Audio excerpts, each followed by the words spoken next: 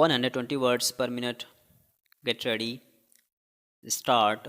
The appellant is a resident of Bombay, while the father of respondent was a resident of Prantij in the former state of Baroda. Stop. They were betrothed in 1945 and their marriage was solemnized at Bombay according to Hindu rites on March 10, 1947. Stop. On August 27, 1947, a respondent gave birth to a daughter after 5 months and 17 days of their marriage. Stop. In April 1956, the appellant filed a petition for annulment of his marriage with respondent on the ground that the child had been conceived long prior to his marriage through someone, else, the respondent was, at the time of marriage, pregnant by someone other than himself, that fact was concealed from him and that ever since he had learned about the birth of the child, he had not cohabited with the respondent, nor had he any relation with her whatsoever. Stop. The defense of respondent was that she conceived the baby as a result of sex relations with the appellant after their betrothal, on being assured by him that that was permissible in their community, and that the parents of the appellant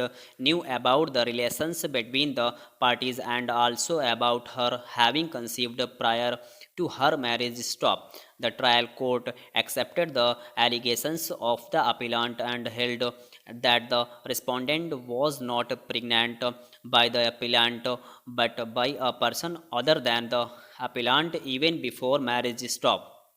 Respondent went in appeal to the High Court against the order, of annulment passed by the trial court. Stop. The High Court was not satisfied with the findings of the trial court and remanded the case to the trial court after framing the following two new issues. Stop. First, is it proved that the respondent was pregnant at the time of marriage? Question mark. Second, is it proved that marital intercourse with the consent of the petitioner has not taken place since the discovery by the petitioner of the existence of the grounds for decrease? Question mark. Respondent further alleged that the child was the result of conception after the marriage. Stop. The trial court recorded additional evidence and came to the conclusion that the respondent 268 was not pregnant at the time of marriage and that no sexual intercourse with the consent of appellant took place after the discovery by appellant of the grounds for a decree. Stop. These findings were submitted to the High Court, which held that it was not proved that respondent was pregnant at the time of marriage and that it was proved that petitioner had marital intercourse with the respondent subsequent to his discovery of the existence of the grounds for the decree. Stop. The High Court allowed the appeal of respondent and dismissed the petition for annulment of marriage. Stop. Appellant came to this court after obtaining a certificate of fitness from the High Court. Stop. Accepting the appeal, held. Stop.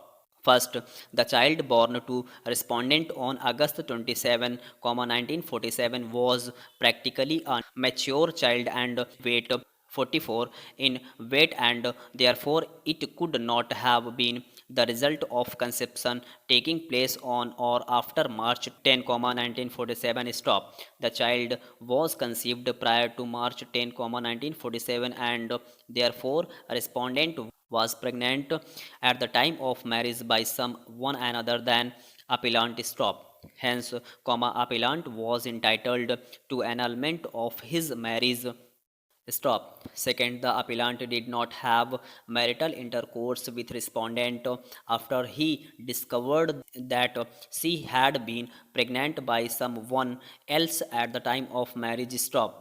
In divorce cases, the court usually does not decide merely on the basis of the admissions of the parties. Stop. This is a rule of prudence and not a requirement of law. Stop. However, where there is no room for supposing that parties are colluding, decision can be based on the admission of the parties. Stop. It is undesirable that the burden should be imposed on litigants in this class of cases, in which the substantial issue between the parties was whether the husband had at what was considered at the relevant times any opportunity of intercourse with his wife, and no question of an abnormal period of gestation had been raised until the trial, and then only by the commissioner himself, of adducing medical evidence the period of gestation stop. However, that may be unavoidable where medical evidence in regard to the period is called by respondent, and then the case becomes the battleground of experts. Stop. Third, the case of Clark versus Clark is not a good guide both on facts and law for the determination of the question about the legitimacy of the child of the respondent. Stop. In that case, delivery after 174 days of the conception was proved to be on account of the fact that the mother of the child fell a day before delivery. Stop.